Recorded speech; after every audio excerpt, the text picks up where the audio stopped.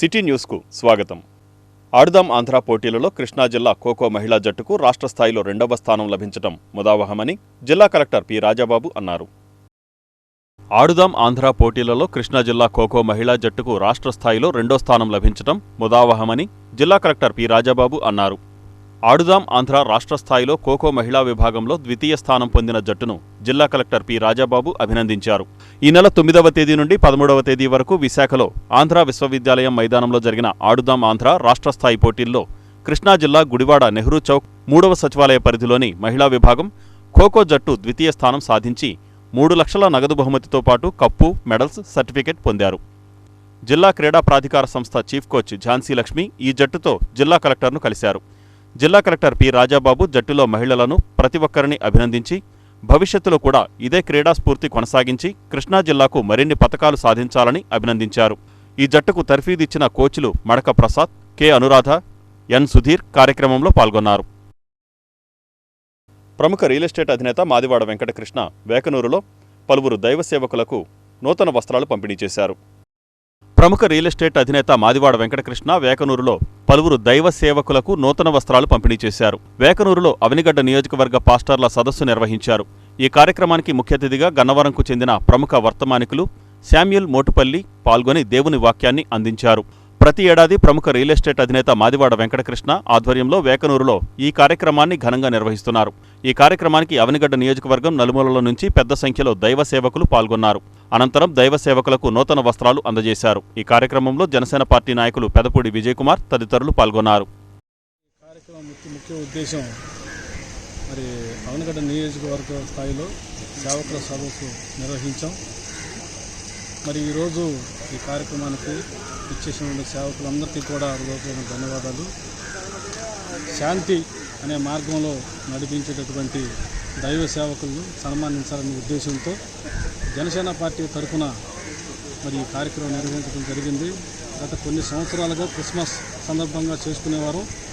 ఈ సంవత్సరం డిసెంబర్లో జరగలేదు కనుక నా ఆధ్వర్యంలో నిర్వహించాలనే ఉద్దేశంతో ఈరోజు మా స్వగ్రామం వేకనూరు గ్రామంలో నిర్వహించడం జరిగింది. ఈ కార్యక్రమానికి సహకరించినటువంటి జనసేన మండల అధ్యక్షులకు కానీ, జన సైనికులకు కానీ, స్నేహితులకు, మీడియా మిత్రులందరికీ కూడా ఈ సందర్భంగా వారందరికీ నా హృదయపూర్వక ధన్యవాదాలు తెలుపుకుంటూ మరి ముఖ్యంగా నాకు నిన్నటి ఉదయం తెలిసింది జర్నలిస్టులపై ఉన్నటువంటి దాన్ని తీవ్రంగా ఖండిస్తూ ఉన్నాను. జనసేన పార్టీ నిరుద్యోగ యువతీ యువకులు వైసీపీ ప్రభుత్వానికి తగిన గుణపాఠం చెప్పాలని కాంగ్రెస్ పార్టీ పెడన పట్టణ అధ్యక్షుడు సిహెచ్వి అప్పారావు అన్నారు. నిరుద్యోగ యువతీ యువకులు వైసీపీ ప్రభుత్వానికి తగిన గుణపాఠం చెప్పాలని కాంగ్రెస్ పార్టీ పెడన పట్టణ అధ్యక్షుడు డాక్టర్ సిహెచ్వి అప్పారావు పిలుపునిచ్చారు. కాంగ్రెస్ పార్టీ రాష్ట్ర అధ్యక్షురాలు ఇచ్చిన పిలుపు మేరకు సచివాలయ ముట్టడికి బయలుదేరిన కాంగ్రెస్ నాయకులను పోలీసులు అడ్డుకొని అరెస్టు చేశారు. ఈ సందర్భంగా పట్టణ అధ్యక్షుడు డాక్టర్ సిహెచ్వి అప్పారావు మాట్లాడుతూ ముఖ్యమంత్రి జగన్మోహన్ రెడ్డిని ప్రజలు నమ్మే పరిస్థితుల్లో లేరని, కాంగ్రెస్ పార్టీతోనే రాష్ట్ర అభివృద్ధి జరుగుతుందని, అధికారంలో ఉన్నా లేకపోయినా ప్రజా సమస్యలపై పోరాడే పార్టీ కాంగ్రెస్ పార్టీ అన్నారు. ఆకురాతి జనార్దన్ రావు, జన్నావుల లీలాకృష్ణ, రాగి రమేష్ తదితరులు పాల్గొన్నారు. డిఎస్సి వద్దు, మెగా డిఎస్సి కావాలని ఎన్ఐయుఎస్ విద్యార్థి విభాగం ఇచ్చిన పిలుపు మేరకు కాంగ్రెస్ పార్టీ అధ్యక్షురాలు ఆ కార్యక్రమంలో పాల్గొనడం జరిగింది.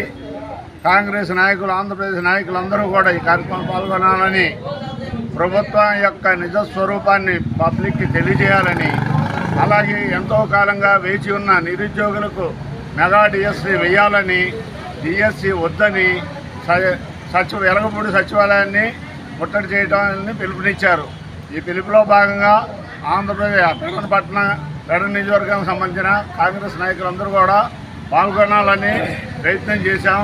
కానీ లోకల్గా ప్రభుత్వం పోలీసు వారిచే గృహ నిర్బంధం చేయించడం జరిగింది.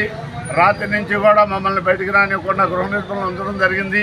ఈ రోజున ఇప్పుడు పోలీస్ స్టేషన్లోనే నేతలు అందరూ కూడా, నాయకులు కూడా తరలి వెళ్లే సమయంలో ప్రభుత్వం వారు పోలీస్ శాఖ వారిని ప్రయోగించి మాపై గృహ నిర్బంధం చేసి నోటీసులు ఇష్యూ చేసి కథలో కూడా నిర్బంధించడం జరిగింది. ఈరోజు పోలీస్ స్టేషన్ నుంచి మాట్లాడుతున్నాము. అయితే ముఖ్యంగా యువతని సర్వనాశనం చేస్తున్నటువంటి ఈ గవర్నమెంట్ని చూస్తున్నాం మనం. మెగా డిఎస్సి ప్రకటించాల్సింది 60,000 పోస్టులు, డిఎస్సి పోస్టులు ప్రకటించాల్సింది ఈ రోజున ప్రభుత్వం 6,000 పోస్టులతో ఏదో మొక్కుబడిగా చేసి ఈ యొక్క యువతని సర్వనాశనం చేసేటువంటి విధానంలో ప్రయత్నిస్తున్నారు. కాబట్టి డిఎస్సి వద్దు, మెగా డిఎస్సి కావాలని చెప్పేసి చెలో అసెంబ్లీ ముట్టడి కార్యక్రమానికి మరి కాంగ్రెస్ పార్టీ పూనుకుని మరి పిలుపునివ్వడం జరిగింది. నేషనల్ స్టూడెంట్స్ యూనియన్ వాళ్ళు ఈ పిలుపునివ్వడం జరిగింది కాంగ్రెస్ పార్టీ ఆధ్వర్యంలో.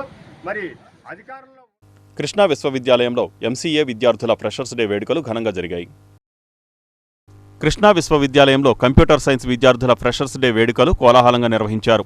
ఈ సందర్భంగా విశ్వవిద్యాలయ ప్రాంగణంలో బాణాసంచా కాల్చి డప్పు వాయిద్యాల నడుమ విద్యార్థులు సందడి చేసి కొత్త ఉత్సాహం నింపారు. విద్యార్థులు తమదైన శైలిలో నూతన వస్త్రాలు ధరించి పాటలు, నృత్యాలతో అలరించారు. కంప్యూటర్ సైన్స్ విభాగం అధ్యాపకులు సుందరకృష్ణ, డాక్టర్ కిరణ్ కుమార్, విశ్వవిద్యాలయ పాలక మండలి సభ్యురాలు డాక్టర్ విజయకుమారి, డాక్టర్ బాబురెడ్డి తదితరులు కార్యక్రమంలో పాల్గొన్నారు.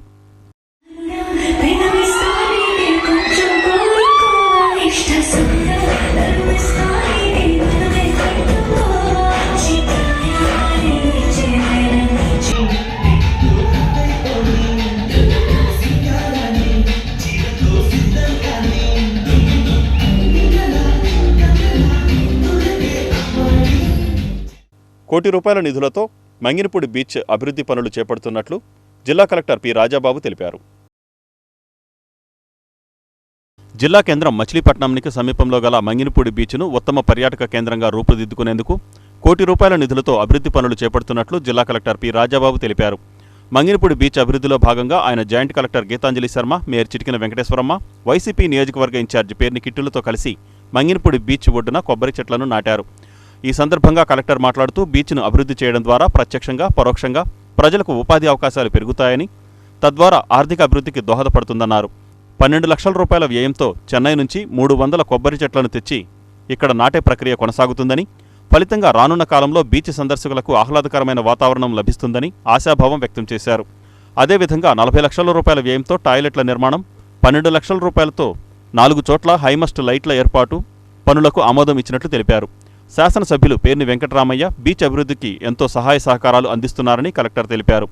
ఈ కార్యక్రమంలో డిప్యూటీ మేయర్లు Madapati Vijayalakshmi, Seelam Bharathi, MUDA chairperson Borra Durga Nagabhavani, RDO M Vani, జిల్లా పర్యాటక మేనేజర్ రామలక్ష్మణ్, ఉద్యాన శాఖ అధికారిణి జె జ్యోతి, తహసీల్దార్ పి సతీష్ తదితరులు పాల్గొన్నారు.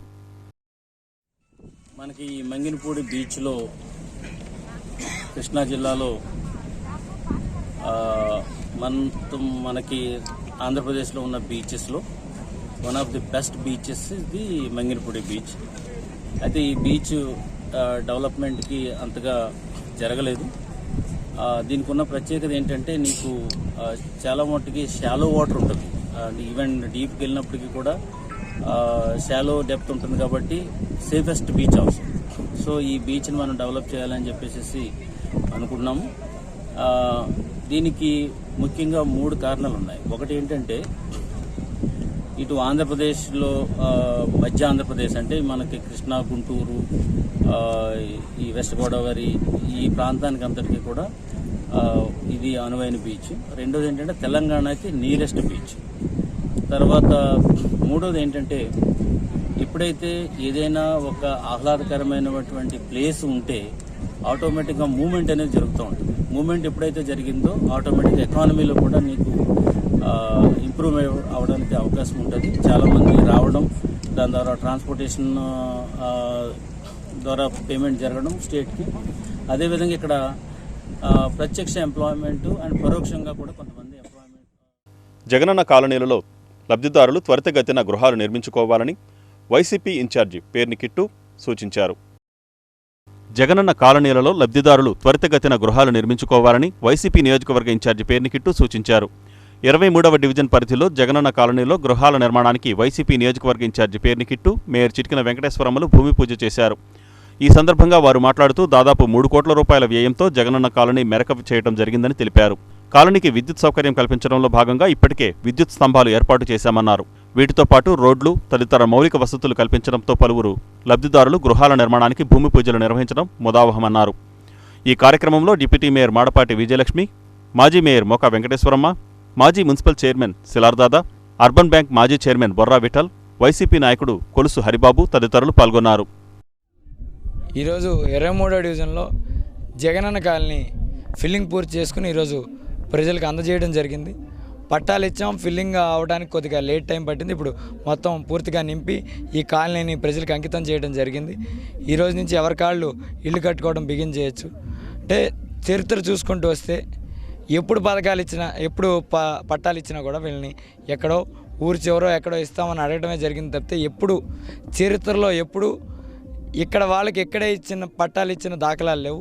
జగన్ గారి ప్రభుత్వంలో మాత్రమే మేము ఇక్కడ వాళ్ళకి ఇక్కడే పట్టాలు ఇవ్వడం జరిగింది. ఈ డివిజన్లో మొత్తం 23 డివిజన్లో 600 పైబడి పట్టాలు ఇక్కడ ఇచ్చాం. అంటే ఒక ఇంట్లోని ఇరుకిరుగ్గా ఉంటున్న కుటుంబాలు లేదా సంవత్సరాల తరబడి అద్దెలుగా ఉంటున్న కుటుంబాలు ఈరోజు సొంత ఇల్లు కట్టుకునే ఆశ నెరవేరడానికి ఈరోజు ఒక పని చేయడం జరిగింది.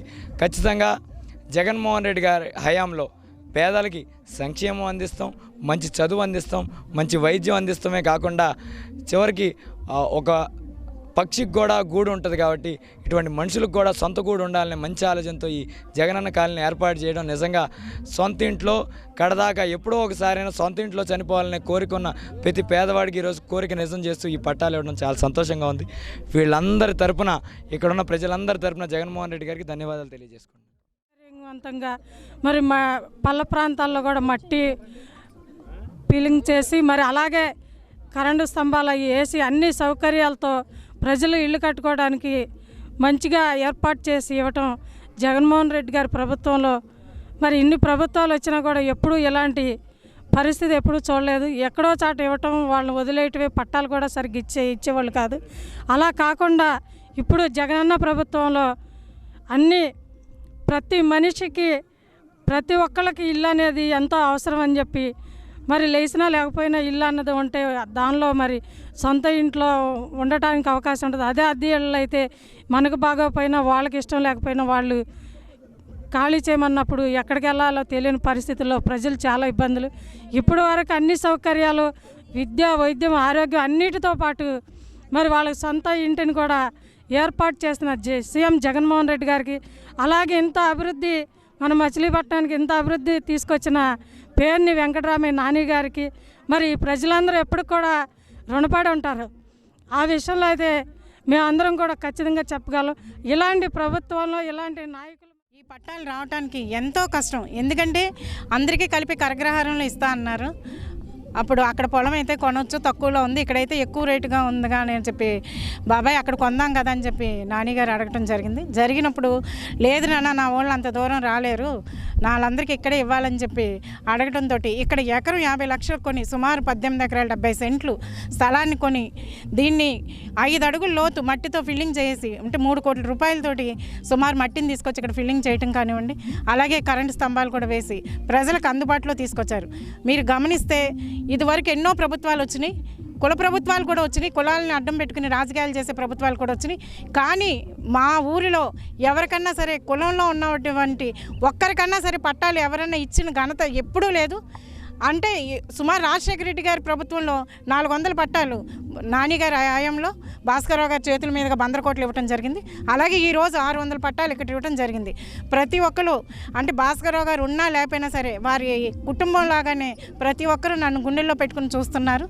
అలా మేము ఇప్పుడు 6 తరాలుగా తాతగారు 1 సంవత్సరం, భాస్కరరావు గారు నేను 4 సంవత్సరాలు చేసామంటే అదంతా మా గొప్పతనం కాదు, మా వాళ్ళందరి గొప్పతనం. వారే ఒక కుటుంబ సభ్యుల్లాగా ఏదైనా సరే వస్తే ఇప్పుడు భాస్కరరావు గారు లేకపోయినా సరే మేమున్నా అక్క అంటూ, మేమున్నా చెల్లి అంటూ నన్ను తోడుగా నిలబడి వారు చూపిస్తున్న ఆప్యాయతలను కానీ. ఈ వార్తలు ఇంతటితో సమాప్తం. నమస్కారం.